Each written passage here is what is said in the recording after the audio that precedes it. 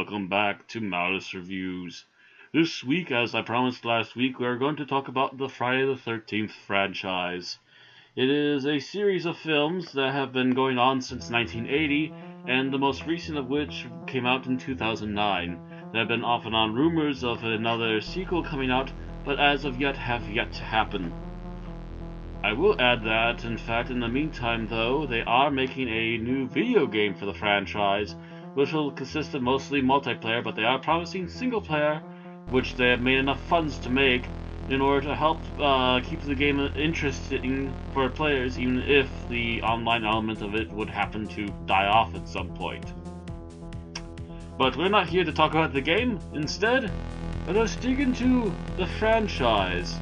I will be getting some extra facts on my big box set here from Paramount, which contains parts 1 through 8, and then I'll be looking up the extra facts for To Hell, X, and the remake. So hold on while I look into this. According to my numbers here, I'm going only by United States numbers, by the way. The original Friday the 13th cost $500,000 to make, but ushered in $39 million. A huge boon for an independent film.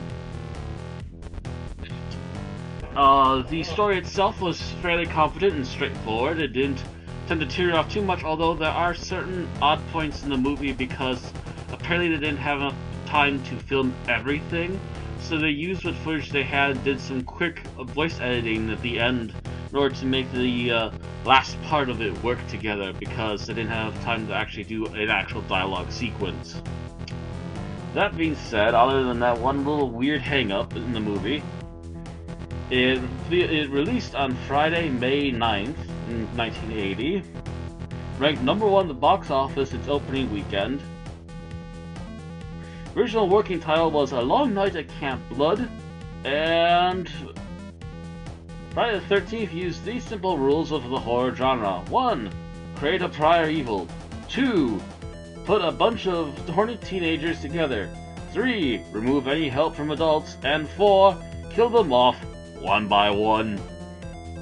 The body count of the first film was 10, and weapons used were 4. A knife, an arrow, an axe, and a machete.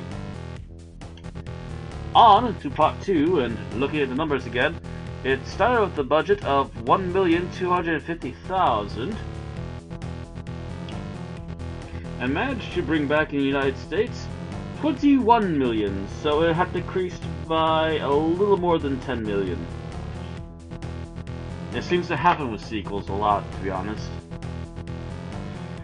It ranked also number 1 at the box office its opening weekend, and the shot of Jason's legs walking across the street toward Alice's house at the beginning of the film is the only time in the series that Jason was played by a woman. This was Ellen Lutter, the film's costume designer. Body count 10 once more, and weapons used are 9. A knife, a machete, a spear, a claw hammer, barbed wire, ice pickaxe, and a pitchfork, as well as Jason's bare hands. Yes, they count as a weapon. So it still did reasonably well. Plot-wise, we're not entirely sure what's going on here. There is some sort of weird in-between that we don't know about or aren't aware of, where supposedly Jason survived, but also we're not aware of how much time has passed since the original. And the fact that Jason's mother was killing people over his death makes no sense when he's actually out in the wild still alive. They pitched the idea very quickly in the movie that maybe he's still out there, and maybe he didn't die, and maybe he even saw his mother die that night. But there's no evidence of that, at least not in the film, and they just quickly move along just to make sure that Sackhead Jason is a thing. So, Part 3, otherwise known as Friday the 13th 3D. It started with a budget, and going by this, of $2,500,000, and came back, glasses again, came back United States with a return of 36 million. So they're still making like well over 10 times the amount of money they're actually putting into these, so why not keep making them? So, looking on some of the facts here. Theatrical release, Friday the 13th, August 8, 1982. So they finally actually got a Friday the 13th for this one, and this is the first one. Part 2 released on May 1st in 81, and they're still doing a movie a year at this point. Ranked #1 at the box office the opening weekend. Originally released in 3D. The first Friday the 13th film to use Jason's iconic hockey mask, which was later discovered in the movie. And it's also the first use of ethnic characters within the series. Mostly it's been whites getting stabbed by Jason. The body count has improved by up to 12 this time. And weapons used are 10. Butcher knife, crochet needle, pitchfork, hatchet, machete, harpoon gun, hot fireplace poker, regular knife, electrical box, and, as usual, Jason's bare hands. The story itself was serviceable, although it still had some more odd qualities. It was actually very much a direct lead-up from Part 2 to Part 3, but also would reuse some of that footage as well again for supposed news services, talking about the incident that had just happened that night. The only thing, and the main setup of this is actually really good, and the plot and the characters are quite interesting.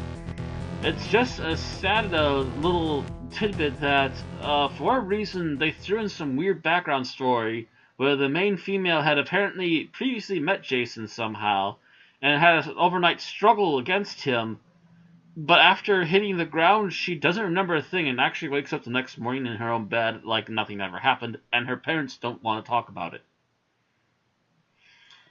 I'm as confused as anybody else, especially since the intentions seem a little bit creepy, to be honest. So, moving on from Part 3 to Part 4, we have the final chapter, Part 4, which started with a budget of $2.6 million and ended up making back $32 million.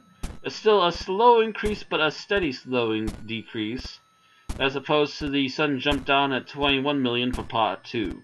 Part 4, I would also add, was probably one of the best ones of that original run. A very good story. The beginning of the film is actually a montage back to key elements from the previous 3 movies, including Mrs. Voorhees' death, and the coming back of Jason, and some of the key memorable kills and other moments that happened during the sequels.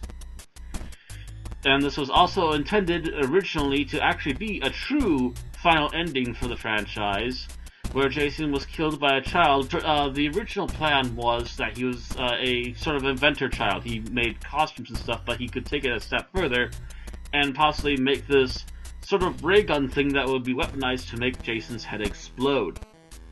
However, for some reason, at the last minute, the production house said not to bother with that, and instead have a machete chop to the side of Jason's head, and have him kind of slide down the blade as a final testament that he should remain dead, but also mentally scar at the main child that actually killed Jason at the end in hopes of having a way to carry on the franchise. As to whether or not that was intended to carry on the franchise, that was yet to be seen, but the movie made enough money once again that, of course, Paramount still needed a horror franchise to rely on, and making more money for them would again come back to Friday the 13th. Which gives us the very depressing Part 5.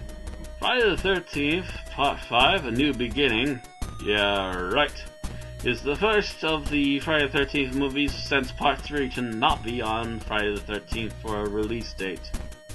It was released on March 22nd, 1985, roughly a month after I was born. Interesting. It was made with only $2.2 million and got back only $21 million. Obviously, compared to the previous one, it went down another $10 million and was an obvious stinker.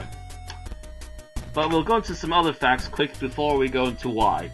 Ranked #1 in the box office its opening weekend. It was also known as Repetition for a working title. Number of stalled cars 2. Number of stalled chainsaws 1. Number of words spoken by Tommy Jarvis, the hero from the last one and this one, and for the next movie. 24 words spoken by him. Fantastic for a leading hero. Body count 21, he finally surpassed 13. And the weapons used were 11. A road flare, an axe, a knife, a machete, garden shears, leather strap, long metal spike, tractor, railroad spike, chainsaw, and a cleaver. Now, as for why Part 5 didn't do very well. First of all, we killed off Jason in the previous movie. One would expect you'd find a way to bring him back, because this is technically the first official death that we know of for Jason. All the others were just him getting knocked out, if anything, and the first movie was his mother. So to this, they actually decided that they would try to hint at Tommy Jarvis becoming the new Jason of the franchise. However, while doing so, they decided to build him up to it a little bit more, and gave us a fake Jason, a man who was running around using the Jason mask, but was evidently not Jason because instead of the red markings, as you can see on my mask, it only had 2 blue markings that aimed towards the nose like a mustache, and it looks silly. Matter of fact, it looks kind of like this. I don't know why they used this for the cover art of this particular box set. The only difference is that this one at least is red, but it's obviously not Jason. And at the end of the movie, the villain, who actually was an ambulance worker who decided to go Jason because his son was killed at the beginning of the movie, landed on a bed of spikes. And the people who wrote this story didn't think Tommy was heading for a bed of spikes because... Well, anyways, thankfully, they learned their lesson after Part 5 and created Part 6. Part 6, Jason Lives, was released on August 1st of '86, with a budget of $3 million and got back, somehow for some reason, only $19 million. Apparently the last one left such a bad taste in people's mouths that they didn't want to show up for this one. It ranked number 2 in the box office for its opening weekend. Its working title was Aladdin Sane, which is a David Bowie reference. Good on you. Alice Cooper wrote 3 songs for the film. The average amount of time it takes for the characters to get over a friend's death? 2 minutes! The body count consisted of 18 people that we are aware of, and used 9 weapons. Metal spear, machete, whiskey bottle, knife, dart, rock, X-Acto blade, outboard motor, and Jason's bare hands again. This one was where the things went officially a little bit over the top. Jason was finally brought back officially from the dead, thanks in part to a stabbing with a metal pole in the middle of a lightning storm, and guess what hit the metal pole and brought Jason back to life. This and supernatural abilities are the reasons why Jason would be brought back for the next remaining films, and set up essentially what would become the regular reason for bringing back Jason. This particular Jason was a very, very harsh and very robotic Jason, which would then lead into very nicely to what Kane Hodder would do for the remaining Jason films. The plot was extremely well done, ignoring completely the really botched film of the series, Part 5, but not completely saying that it didn't happen, just that there's not any major real reference to it. They do, however, heavily reference number 4, because it is Tommy Jarvis again, and this time it's Tommy Jarvis trying to bury the problems, if you will, but accidentally resurrecting Jason, and then trying to go about trying to find a way to stop Jason permanently.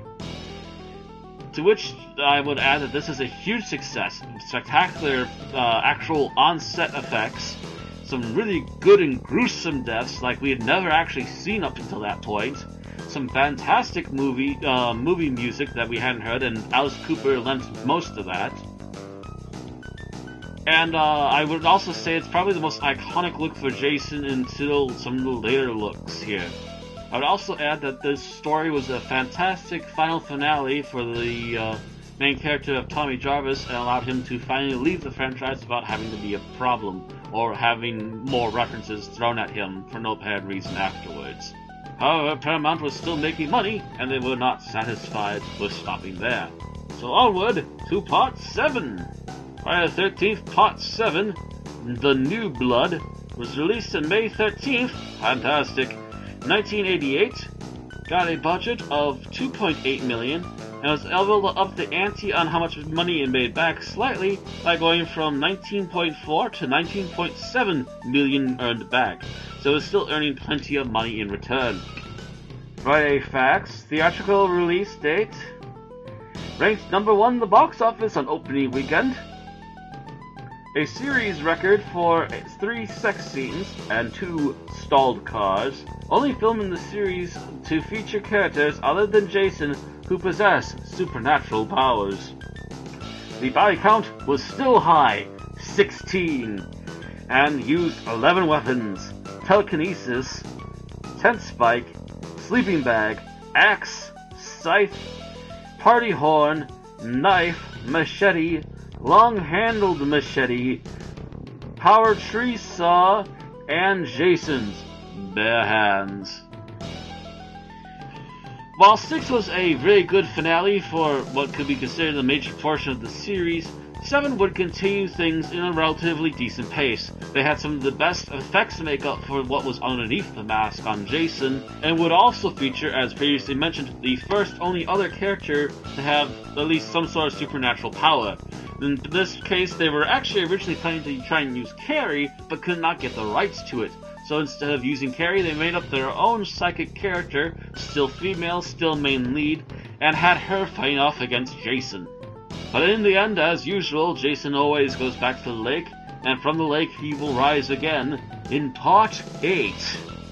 Part 8, Jason Takes Manhattan, was released on July 28th. That's the oddest date out of all of them. I thought May was weird.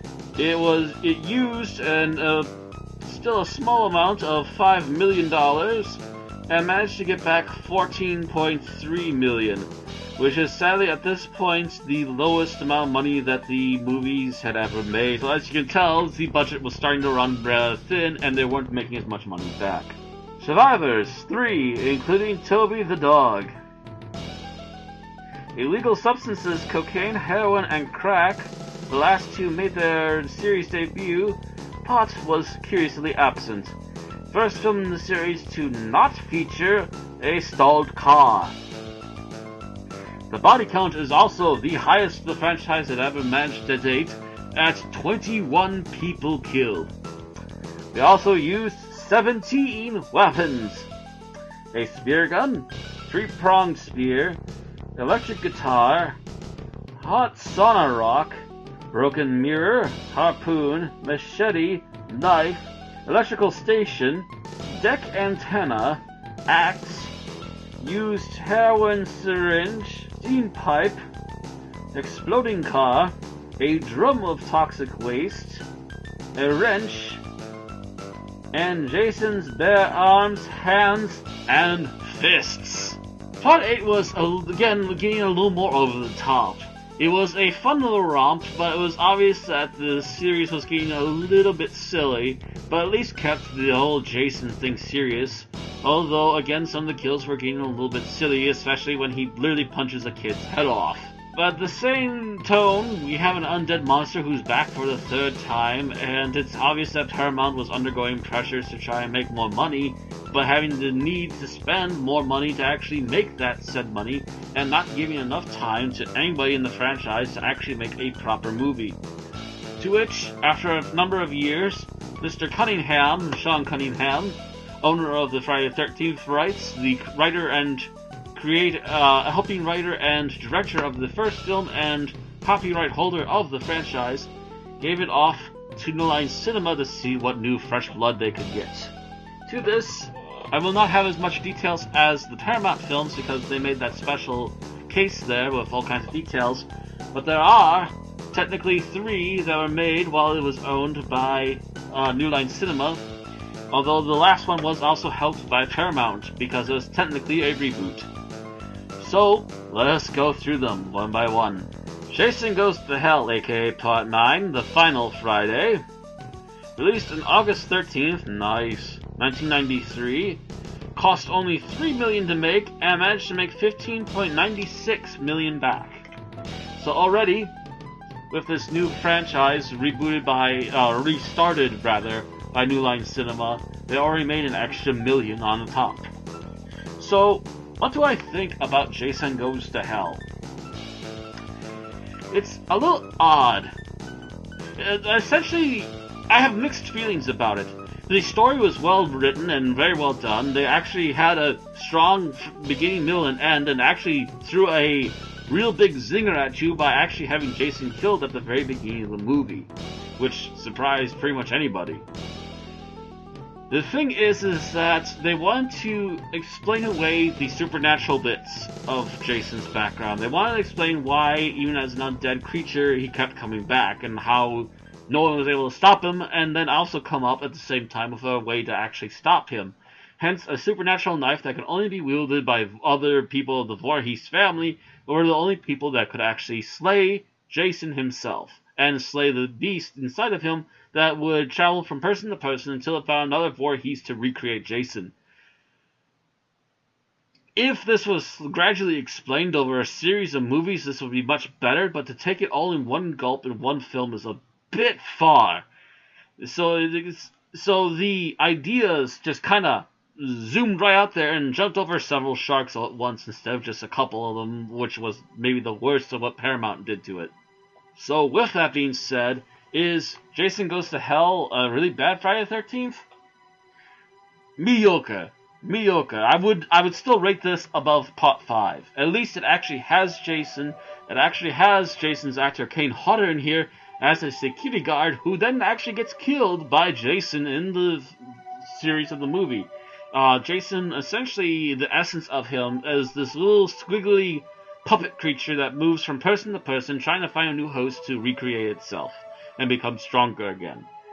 So, in that attempt, it keeps hopping from person to person. A lot of the acting was actually really solid in this film, and there's actually a lot less of the usual stuff. It was set in Crystal Lake area, but did not actually feature any campsites except for maybe one really short campsite scene, in which case all 3 characters ended up dead, and that's only 3 campers in the entirety of the film.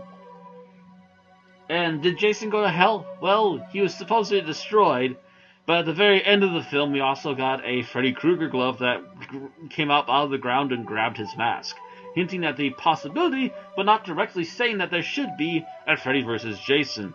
And we will get to that another time.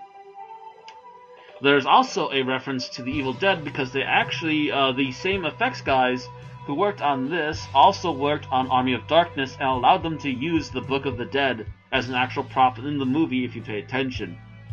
And so they also threw that idea that Ash could also be a part of this franchise.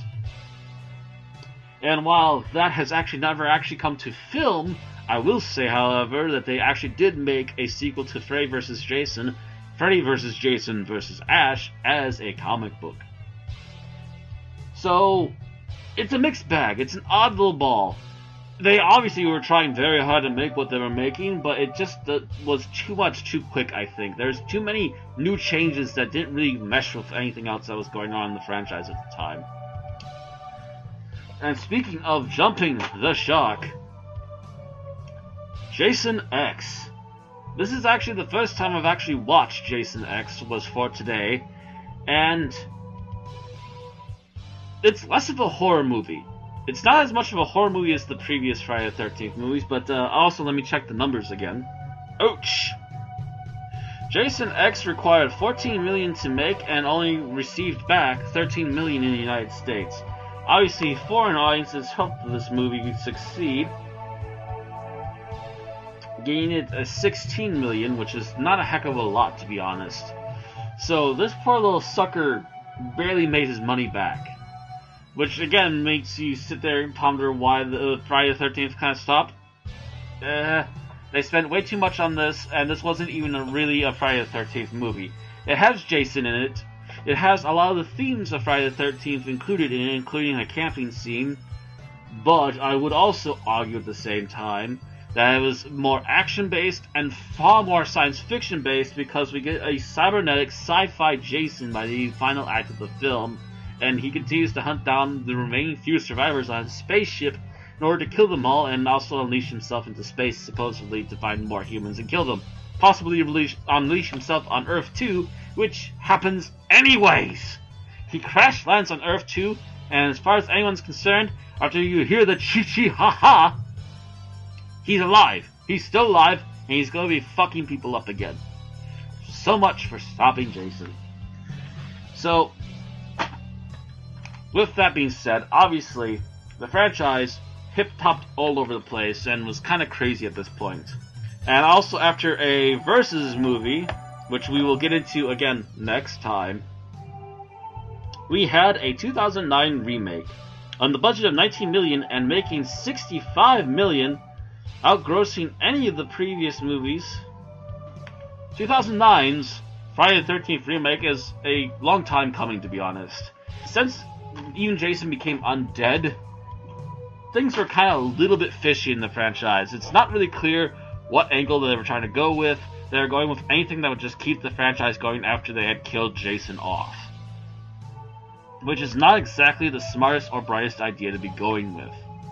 But they decided with it anyways. And what essentially they wanted to do with the 2009 remake is they wanted to take the best parts of the first 4 films, leaving majority of the first film alone except for the ending, adding in Jason as a child, still alive, and explaining that away.